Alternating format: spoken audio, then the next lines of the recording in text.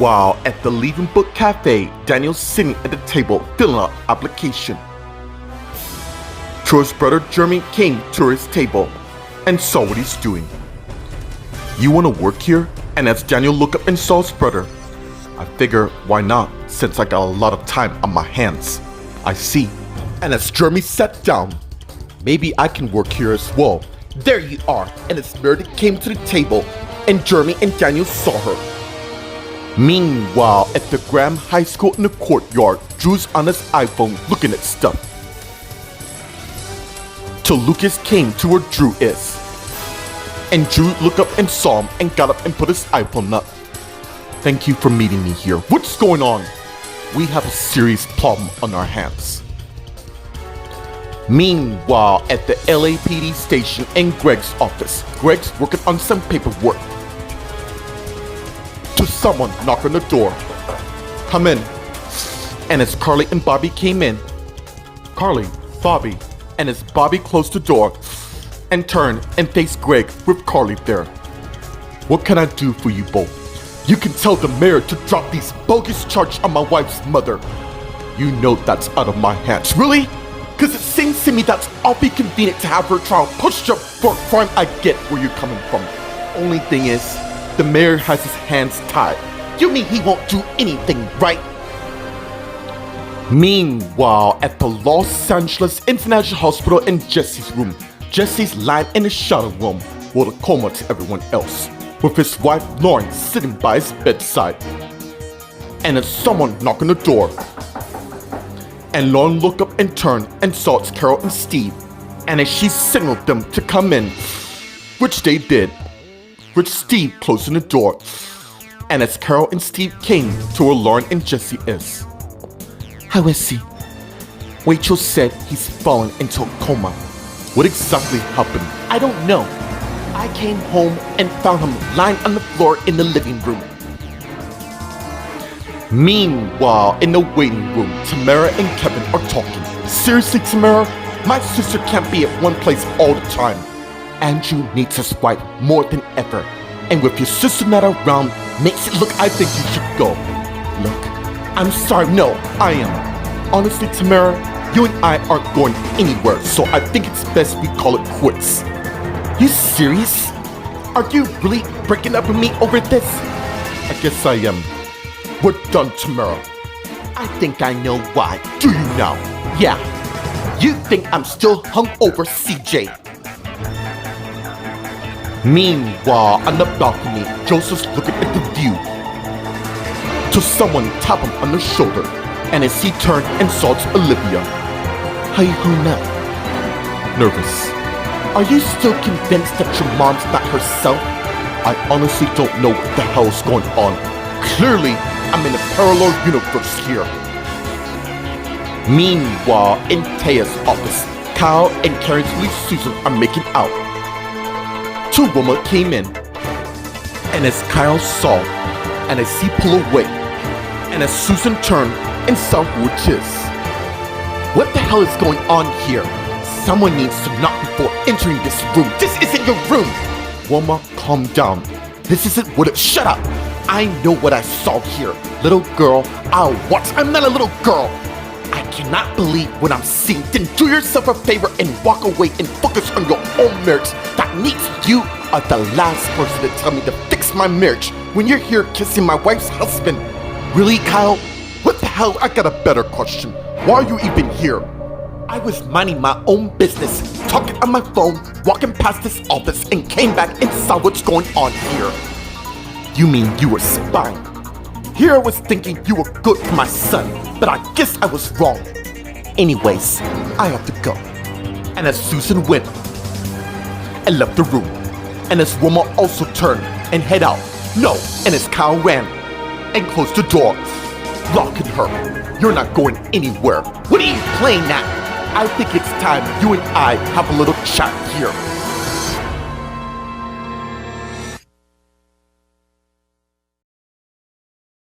Meanwhile, at the Leaving Book Cafe, Meredith, Daniel, and Jeremy are talking.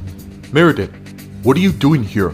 "Seeing how the two of you doing since our last, great encounter." A lot has happened lately, such as my wife and I are back together. Congrats!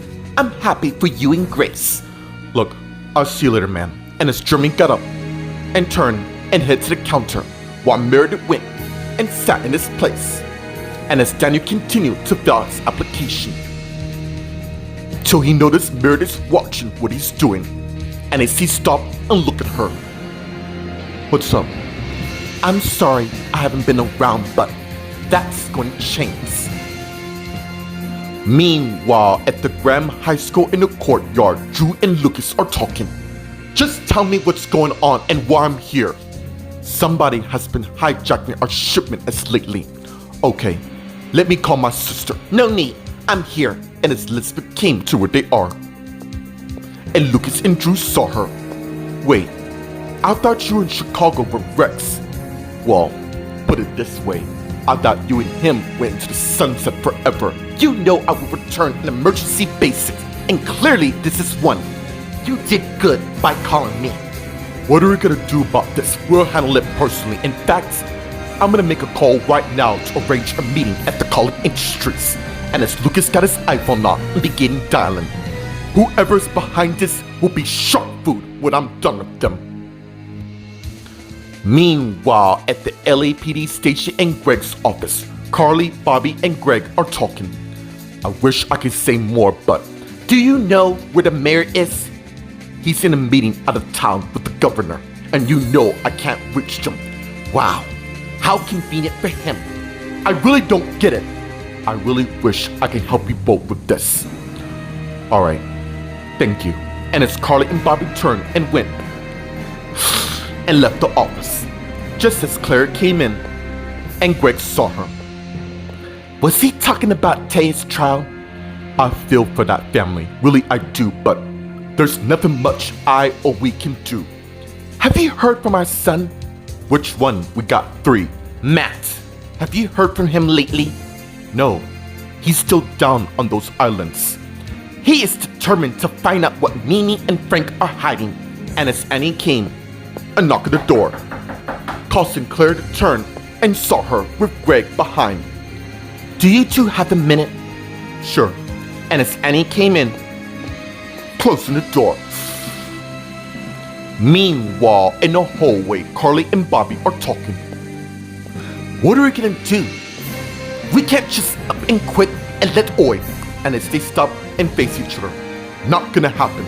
And as Bobby got his iPhone out and called Scott, who answered, Hey, I heard what's going on with Taya. In fact, I'm with her right now discussing our next battle phase. We cannot have this trial tomorrow. Luckily, it's a pre-elimination trial. Anyways, I'll tell you more in person. We're on our way.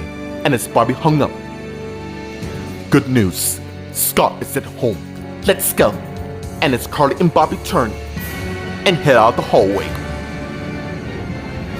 Meanwhile, at the Grand Pub, Karen's Lou Susan went to the bar stool area, just as Eric came to where she is. Karen, it's been a long while. Yeah, it has. I will have the smoked home-cooked barbecue brisket platter to go. Coming right up. By the way, how's your wife and son doing? They're doing really well. What about the newborn? Busy, like we all are. I'll be back. And as Eric turned and headed to the back, smoked barbecue brisket, and as Bradley came to where Susan is.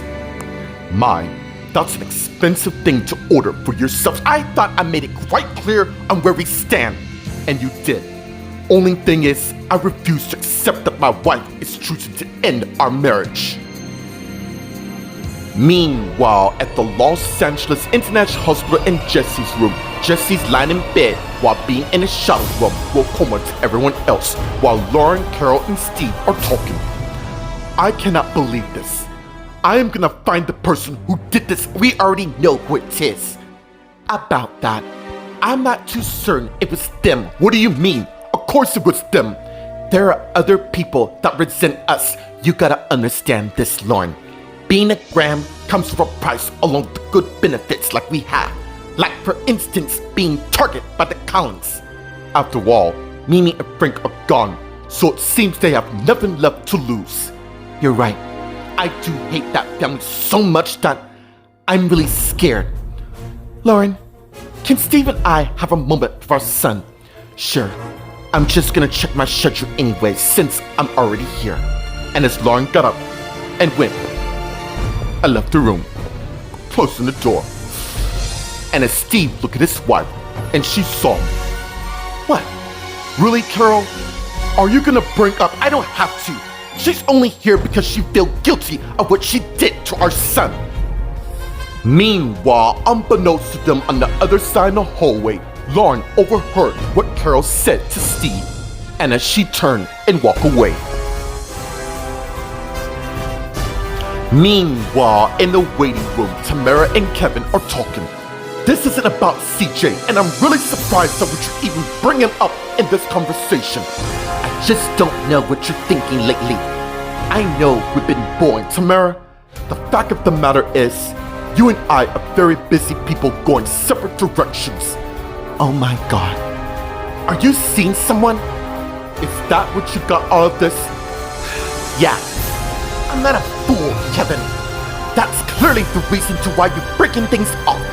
The fact that you can't man up and tell me you got yourself another girlfriend wrong. I'm sorry what happened to my grandfather. It made me realize that there is no future between us, and I don't see any reason for us to prolong this. Oh, I see now. And as Mildred Lee Jordan came to where they are. Look who decided to show up, and as Kevin got up, followed by Tamara. Seriously, you need to go. No, Kevin, it's fine. Tamara, word is, you've been telling everybody on why I'm not here. Don't look daft. My family has eyes out over this town, and you should know that. So, going forth with that, I'm gonna leave you a warning I'm only gonna say to you once. Back the hell off my family. Meanwhile, on the balcony, Olivia and Joseph are talking. So this theory about her trying to kill you, do you know the reason? No, but I suspect something very dodgy going on. And as Patrick came out with 3 cups of coffee, and he gave Olivia and Joseph one, which they got. I saw your mother talking to someone, and from the look of it, it seemed strange. Exactly. I tried telling Kevin and Tamara only to nearly get into a fight with Kevin himself. You know them, Gramps. They're always protective of each other. You know what? Come to think about it, I might need my ex-girlfriend's help at all. Wait, I thought you don't trust her. I don't, but maybe I can get past what she did to me. Dude, you're up to something, are you? Meanwhile, in Taya's office, Wilma and Kyle are talking.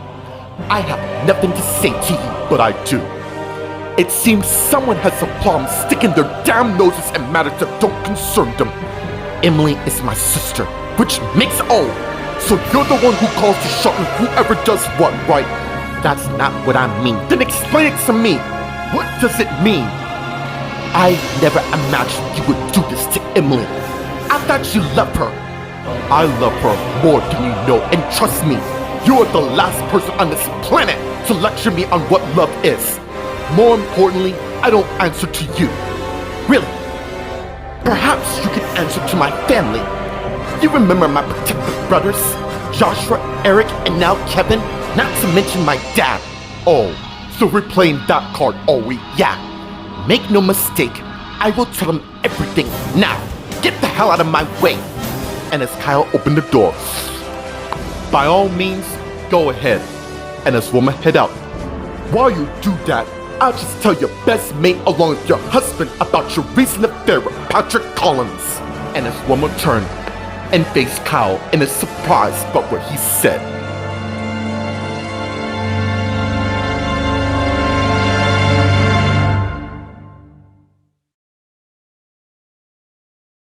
Meanwhile, at the Leaving Book Cafe, Meredith and Daniel are talking.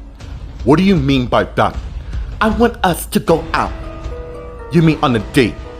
Well, last time I reflect, that's usually what they call it. Look, Meredith, I think you're a sweet, lovely girl, but I'm not ready to start dating at the moment. Let me guess. Because you're still holding out hope that you and Amanda will get back together. Amanda and I have been done for months. Don't you think it's time you move on with someone? Life is too short. I mean, you lost your... No, you don't get to play that card. You don't know my mom at all. I'm sorry.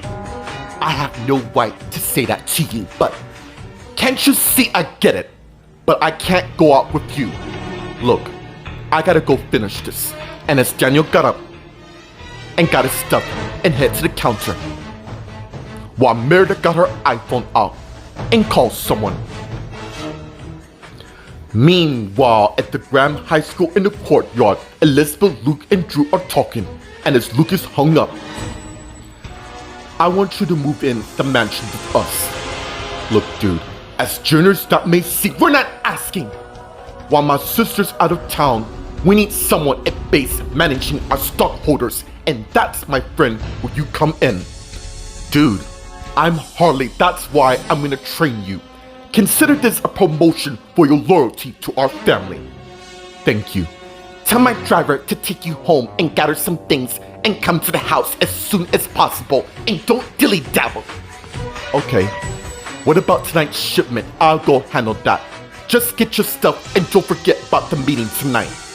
And as Drew turned and walked away, while Elizabeth and Lucas continued talking, I gotta say, my younger brother taking charge is really impressive.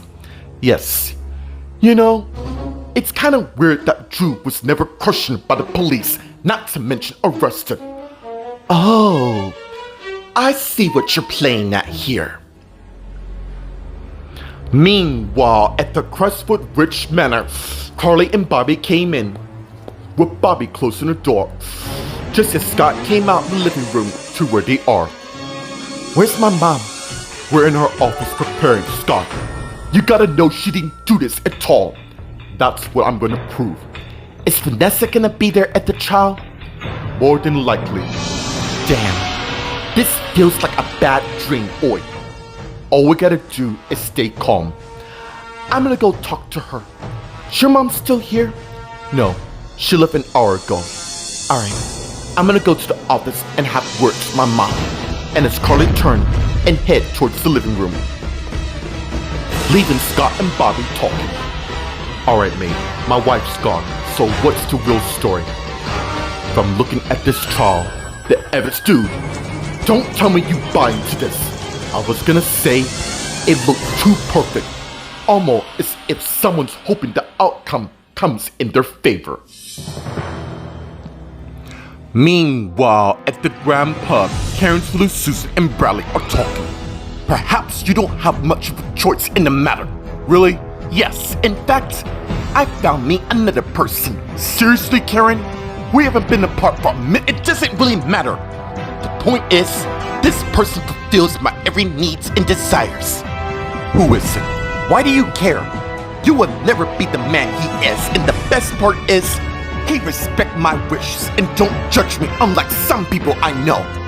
Like me, for instance. You said it, not me. Get it in your head. We're done. And as Eric came back with 2 to-go order bags, and Bradley saw. So, I take that's for you and your boyfriend, right? Here you go, Eric. And as Susan gave Eric $100. Keep the change. Is everything alright between you two? Sweat. Excuse me. And as Susan got the 2 to-go order bags and turned and went and left the pub, just as Jeremy came to where Bradley and Eric is. Who saw him? Trouble in paradise, I see. And as Bradley got up and turned and headed to another table and sat down, which Jeremy saw. Really? Well, it seems you're not really liked around here due to what you, Daniel, and Donald did at the beginning of the year. Wow. You lot are serious hypocrites around here. And as Jeremy got up and went and left the pub. Meanwhile, at the Los Angeles International Hospital in Jesse's room, Jesse's lying in the shower room while in a coma to everyone else, while Carol and Steve are talking. Jesse told us the information in confidence. Don't you think he has the right to know? He was gonna be a father. I mean, wouldn't you want to know? Of course I do, and you know that. Months of keeping something so secret is so disgusting. And you know, come to think of it, she rushed to marry our son so soon, Carol. What now?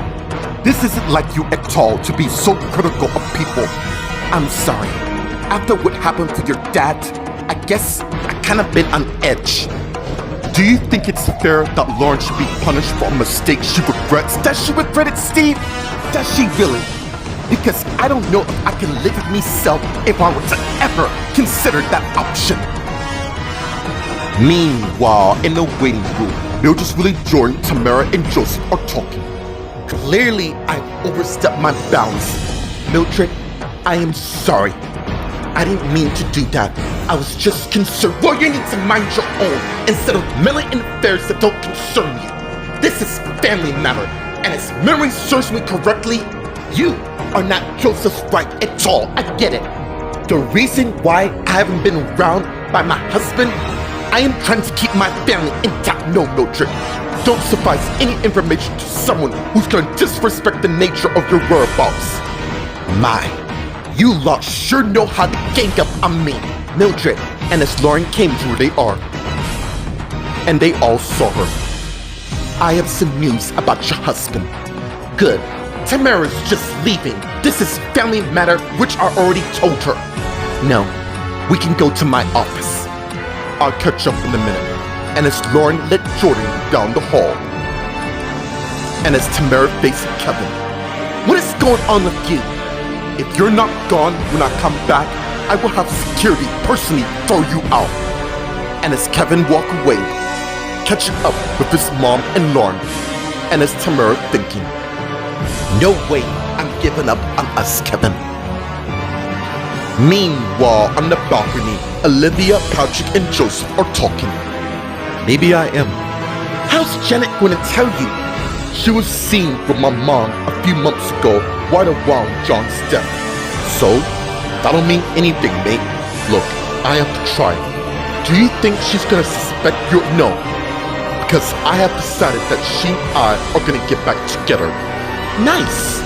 I just hope this plan of yours work. It will. In fact, I'm gonna get the ball rolling right now. And as Joseph got his iPhone out, and as he began texting Janet, and as he put his iPhone up, now we'll wait to see if she takes the bait, and then I can begin the next phase.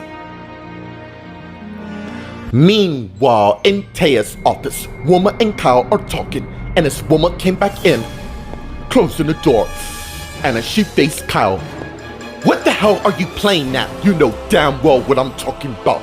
Patrick and I haven't in any way slept together. Is that so?